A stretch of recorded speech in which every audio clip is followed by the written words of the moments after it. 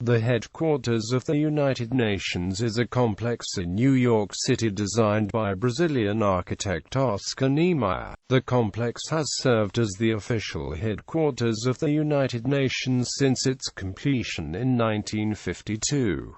It is located in the Turtle Bay neighborhood of Manhattan, on spacious grounds overlooking the East River. Its borders are First Avenue on the west, East 42nd Street to the south, East 48th Street on the north, and the East River to the east. The term Turtle Bay is occasionally used as a metonym for the UN headquarters or for the United Nations as a whole. The United Nations has three additional, subsidiary, regional headquarters, or headquarters districts. These were opened in Geneva in 1946, Vienna in 1980, and Nairobi in 1996. These adjunct offices help represent UN interests, facilitate diplomatic activities, and enjoy certain extraterritorial privileges. But only the main headquarters in New York City contains the seats of the principal organs of the UN, including the General Assembly and Security Council. All 15 of the United Nations specialized agencies are located outside New York City at these other headquarters or in other cities. Although it is situated in New York City, the land occupied by the United Nations headquarters and the spaces of buildings that it rents are under the sole administration of the United Nations and not the U.S. government. They are technically extraterritorial through a treaty agreement with the U.S. government. However, in exchange for local police, fire protection and other services, the United Nations agrees to acknowledge most local, state, and federal laws. The United Nations headquarters complex was constructed in stages, with the core complex completed between 1948 and 1952. The headquarters occupies a site beside the East River, on between 17 and 18 acres of land purchased from the real estate developer William Zeckendorf Sr. Nelson Rockefeller arranged this purchase, after an initial offer to locate it on the Rockefeller family estate of Kykwood was rejected as being too isolated from Manhattan. The $8.5 million purchase was then funded by his father, John D. Rockefeller, Jr., who donated it to the city. The Rockefeller family owned the Tudor City apartments across First Avenue from the slaughterhouses. Wallace Harrison, the personal architectural advisor for the Rockefeller family and brother-in-law to a Rockefeller daughter, served as the director of planning for the United Nations headquarters. His firm, Harrison and Abramovitz, oversaw the execution of the design, planning and construction. Design. The property was originally a slaughterhouse before the donation took place, bordered on one side by the Rockefeller-owned Tudor City apartments. While the United Nations had dreamed of constructing an independent city for its new world capital, multiple obstacles soon forced the organization to downsize the plans. The diminutive site on the East River necessitated a Rockefeller Center-type vertical complex. Thus, it was a given that the Secretariat would be housed in a tall office tower. During daily meetings from February to June 1947, the collaborative team produced at least 45 designs and variations. Rather than hold a competition for the design of the facilities for the headquarters, the UN decided to commission a multinational team of leading architects to collaborate on the design. The American architect Wallace K. Harrison was named as Director of Planning, and a board of design consultants was composed of architects, planners and engineers nominated by member governments. The board consisted of N.D. Basov of the Soviet Union, Gaston Brunfo, Ernest Cormier, Le Corbusier, Liang Seu Cheng, Sven Markelius, Oscar Niemeyer, Howard Robertson, J.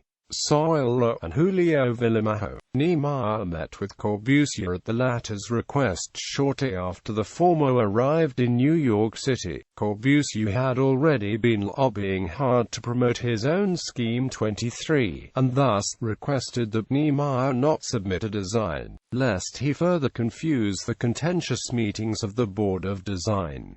Instead, he asked the younger architect to assist him with his project. Niemeyer began to absent himself from the meetings. Only after Wallace Harrison and Max Abramovitz repeatedly pressed him to participate did Niemeyer agree to submit his own project. Niemeyer's Project 32 was finally chosen, but as opposed to Corbusier's Project 23, which consisted of one building containing both the assembly hall and the councils in the center of the site. Niemeyer's plan split the councils from the assembly hall, locating the first alongside the river, and the second on the right side of the secretariat. This would not split the site, but on the contrary would create a large civic square. After much discussion, Harrison, who coordinated the meetings, determined that a design based on Niemeyer's Project 32 and Le Corbusier's Project 23 would be developed for the final project.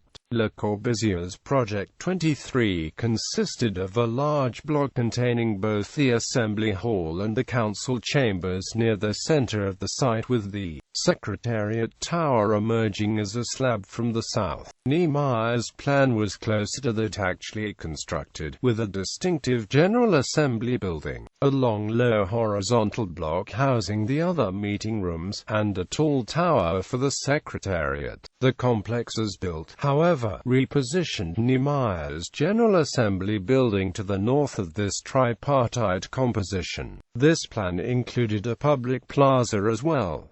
Wallace Harrison's assistant architect George Dudley later stated, "It literally took our breath away to see the simple plain of the site kept open from First Avenue to the river, only 3 structures on it, standing free, a 4th lying low behind him along the river's edge." Also said, "Beauty will come from the buildings being in the right space."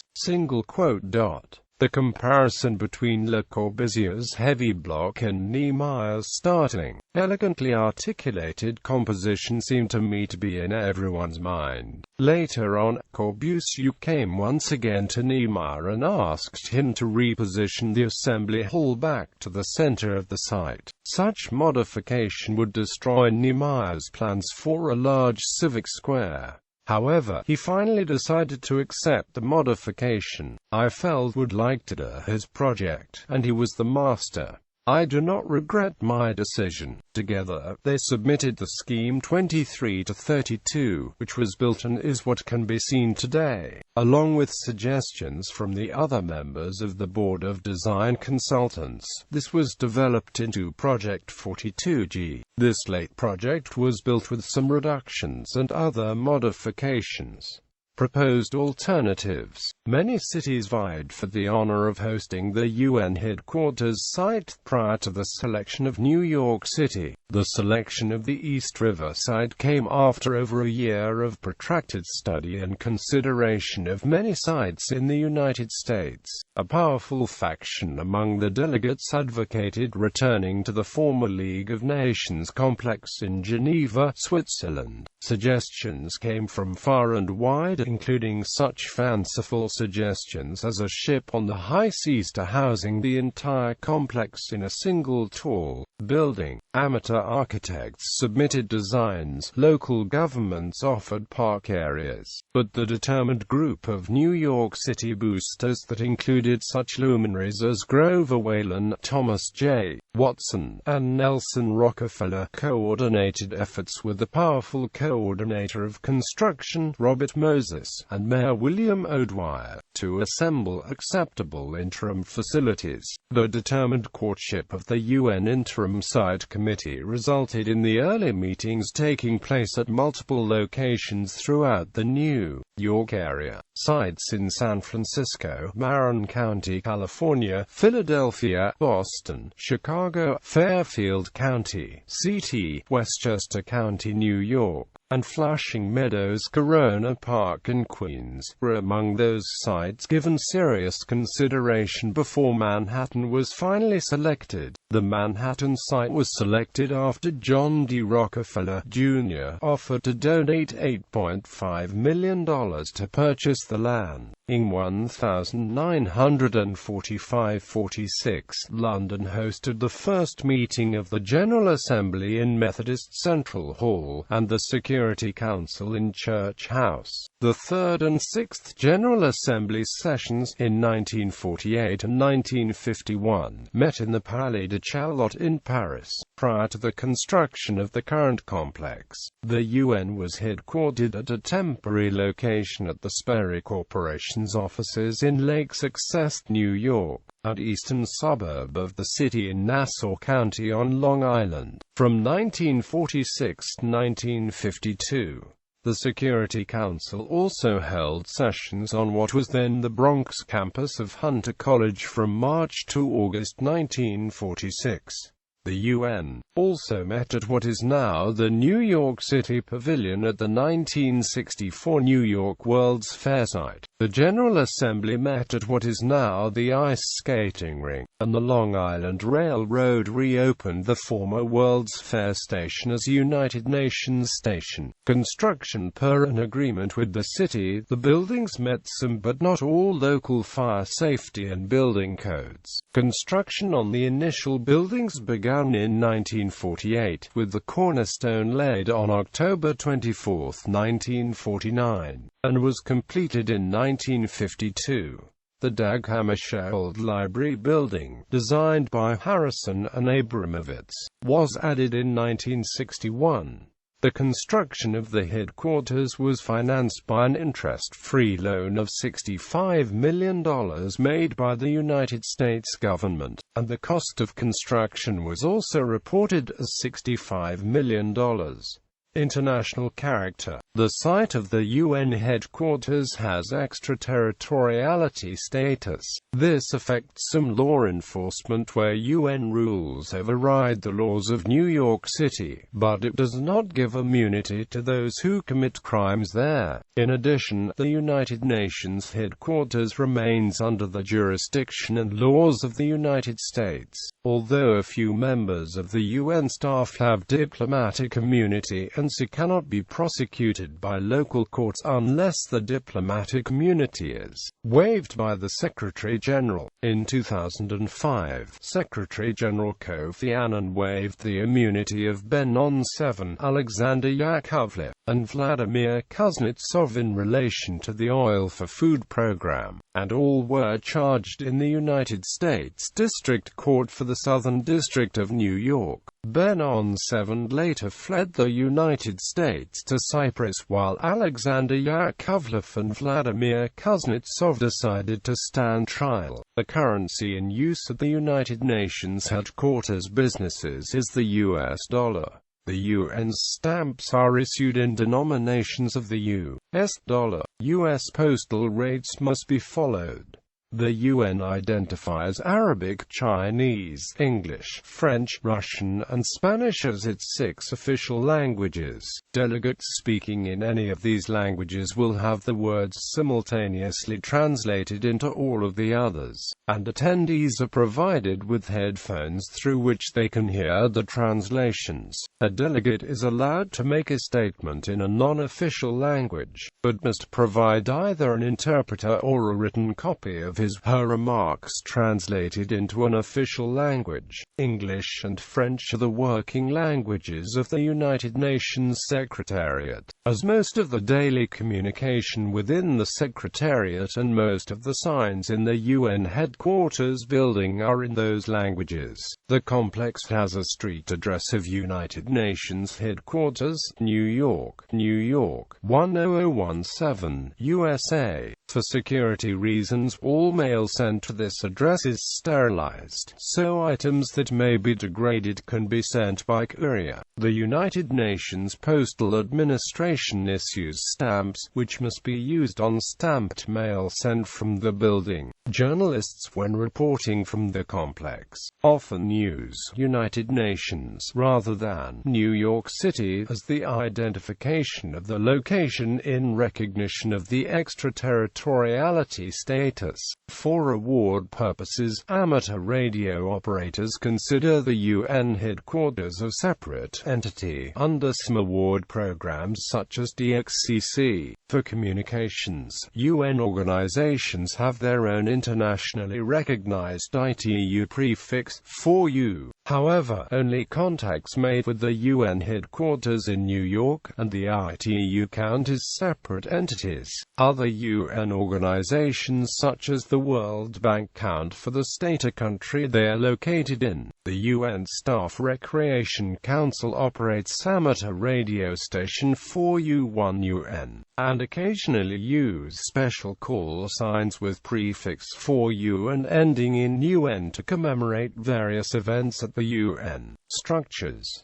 The complex includes a number of major buildings. While the Secretariat building is most predominantly featured in depictions of the headquarters, it also includes the domed General Assembly building, the Dag Hammarskjold Library, as well as the Conference and Visitors Center, which is situated between the General Assembly and Secretariat buildings, and can be seen only from FDR Drive at the East River. Just inside the perimeter fence of the complex stands a line of flagpoles where the flags of all 193 UN member states, plus the UN flag, are flown in English alphabetical order.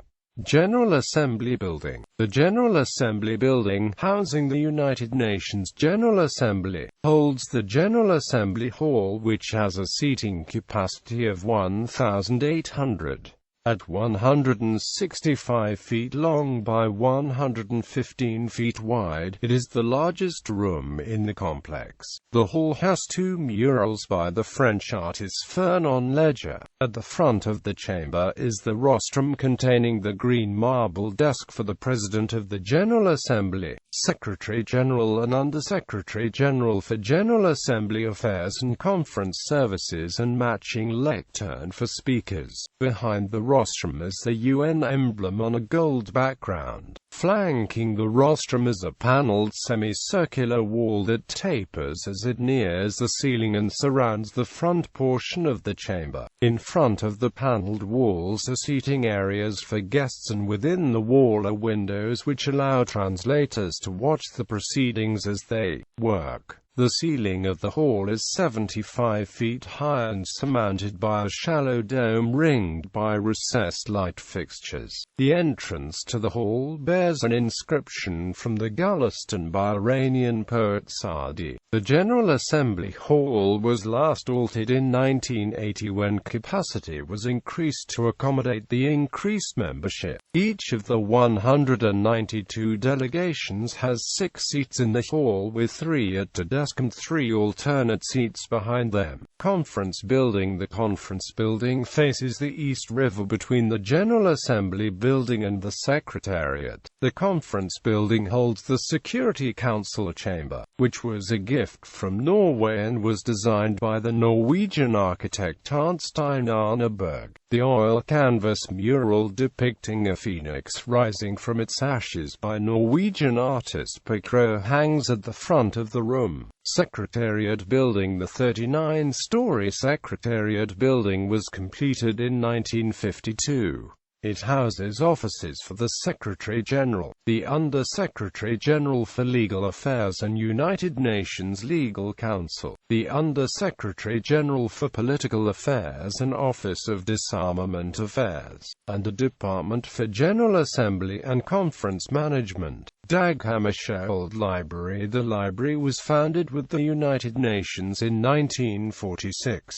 It was originally called the United Nations Library, later the United Nations International Library. In the late 1950s, the Ford Foundation gave a grant to the United Nations for the construction of a new library building. Dag Hammarskjold was also instrumental in securing the funding for the new building. The Dag Hammarskjold Library was dedicated and renamed on November 16, 1961. The building was a gift from the Ford Foundation and is located next to the Secretariat at the southwest corner of the headquarters campus. The library holds 400,000 books, 9,800 newspapers and periodical titles, 80,000 maps and the Woodrow Wilson collection containing 8,600 volumes of League of Nations documents and 6,500 related books and pamphlets. The library's Economic and Social Affairs collection is housed in the DC2 building. Art collection. The complex is also notable for its gardens and outdoor sculptures. Iconic sculptures include the knotted gun, called Non-Violence, a statue of a Colt Python revolver with its barrel tied in a knot, which was a gift from the Luxembourg government, and Letter Speed Swords into Plowshares, a gift from the Soviet Union. The latter sculpture is the only appearance of the swords into plowshares quotation from Isaiah chapter 2 verse 4 within the complex. Contrary to popular belief, the quotation is not carved on any UN building. Rather, it is carved on the Isaiah wall of Ralph Bunche Park across First Avenue. A piece of the Berlin Wall also stands in the UN garden. Other prominent artworks on the grounds include a Marc Chagall stained glass window memorializing the death of Dag Hammarskjold, the Japanese peace bell which is rung on the vernal equinox and the opening of each General Assembly session, a Chinese ivory carving made in 1974, and a Venetian mosaic depicting Norman Rockwell's painting The Golden Rule. A tapestry copy of Pablo Picasso's Guernica on the wall of the United Nations building at the entrance to the Security Council room. In 1952, 2 ledger murals were installed in the General Assembly Hall. The works are meant to merely be decorative with no symbolism. One is said to resemble cartoon character Bugs Bunny, and U.S. President Harry S. Truman dubbed the other work Scrambled Eggs. 2 huge murals by Brazilian artist Cândido Portinari, entitled Guerra e Paz, are located at the Delegates Hall. The works are a gift from the United Nations Association of the United States of America, and Portinari intended to execute them in the United States. However, he was denied a visa due to his communist convictions and decided to paint them in Rio de Janeiro. They were later assembled in the headquarters. After the completion in 1957, Portinari, who was already ill when he started the masterpiece, succumbed to lead poisoning from the pigments his doctors advised him to abandon. Other buildings while outside of the complex. The headquarters also includes 2 large office buildings that serve as offices for the agencies and programs of the organization. These buildings, known as DC-1 and DC-2, are located at 1 and 2 UN Plaza respectively. DC-1 was built in 1976. There is also an identification office at the corner of 46th Street, inside a former bank branch, where pre-accredited diplomats, reporters, and others receive the grounds passes. UNICEF House and the UNITEAR building are also part of headquarters. In addition, the Church Center for the United Nations is a private building owned by the United Methodist Church as an interfaith space housing the offices of several non-governmental organizations. The Office of Internal Oversight Services is located at 380 Madison Avenue. Maintenance. Overhaul. The headquarters buildings have come to need extensive renovation, including the need to install sprinklers, fix leaks, and remove asbestos.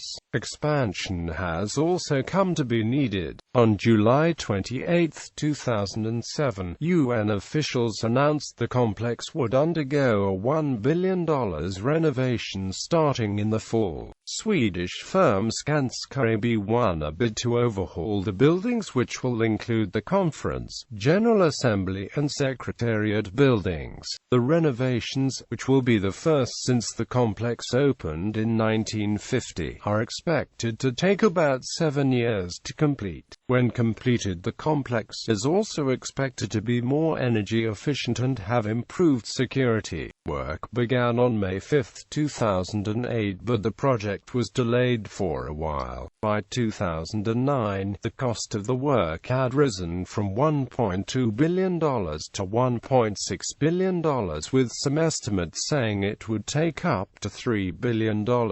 Officials hope the renovated buildings will achieve a LEED Silver rating. Despite some delays and rises in construction costs, renovation on the entire UN headquarters is progressing rapidly. As of 2012, the installation of the new glass facade of the Secretariat building is completed. The new glass wall will retain the look of the original facade, but it will be more energy efficient. The renovation of the Secretariat building has been complete and the UN staff moved into the new building in July 2012. Alternative sites were considered as temporary holding locations during renovations. In 2005, officials investigated establishing a new temporary site be created at the old Lake Success location. Brooklyn was also suggested as a temporary site. Another alternative for a temporary headquarters or a new permanent facility was the World Trade Center site. Once again, these plans met resistance both within the UN and from the United States and New York governments and were abandoned. In October 2011, city and state officials announced an agreement in which the UN would be allowed to build a long-sought new office tower adjacent to the existing campus on the current Robert Moses Playground, which would be relocated. In exchange, the United Nations would allow the construction of an esplanade along the East River that would complete the East River Greenway, a waterfront pedestrian and bicycle pathway. While host nation authorities have agreed to the provisions of the plan, it needs the approval of the United Nations in order to be implemented. The plan is similar in concept to an earlier proposal that had been announced in 2000 but did not move forward.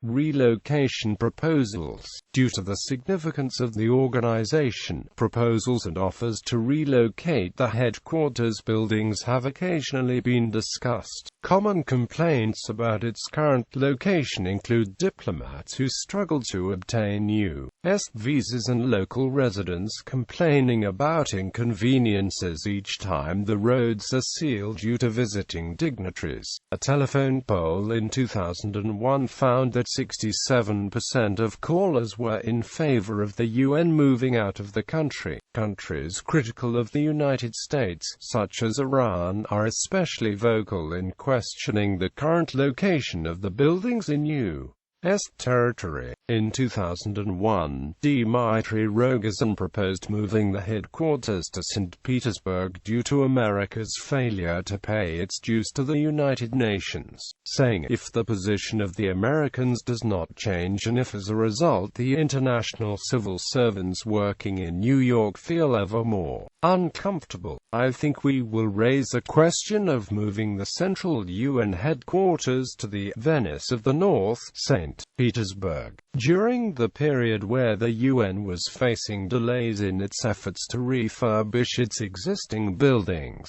alternative sites considered as temporary sites also included the World Trade Center site being proposed as a new permanent facility. Some governments have offered potential sites should the UN decide to move. In 2007, La Presse reported that the Canadian government, along with provincial and municipal authorities, proposed Montreal as a new site for the headquarters. A former Docklands site was earmarked and preliminary drawings made. but the UN turned down the request in 2007 and opted to renovate its existing facilities instead. In 2010, the Dubai government offered Dubai as an ideal venue due to its proximity to international trouble spots. Because of alleged spying in 2013, the topic of relocating returned, this time for mainly security concerns. Public gatherings, large-scale protests, demonstrations, and other gatherings directly on First Avenue are rare. Some gatherings have taken place in Ralph Bunche Park, but it is too small to accommodate large demonstrations. The closest location where the New York City Police Department usually allows demonstrators is Dag Hammarskjold Plaza at 47th Street and 1st Avenue, 1 block away from the visitors' entrance, 4 blocks away from the entrance used by top-level diplomats, and 5 blocks away from the general staff entrance. Excluding gatherings solely for diplomats and academics, there are few organizations which regularly hold events at the UN. The United Nations Association of the United States of America, a non-governmental organization, holds an annual Members' Day event in one of the conference rooms. Model United Nations conferences sponsored by UNA USA, the National Collegiate Conference Association, and the International Model UN Association hold part of the sessions in the General Assembly Chamber. Seton Hall University's Whitehead School of Diplomacy hosts its UN Summer Study program at the headquarters as well.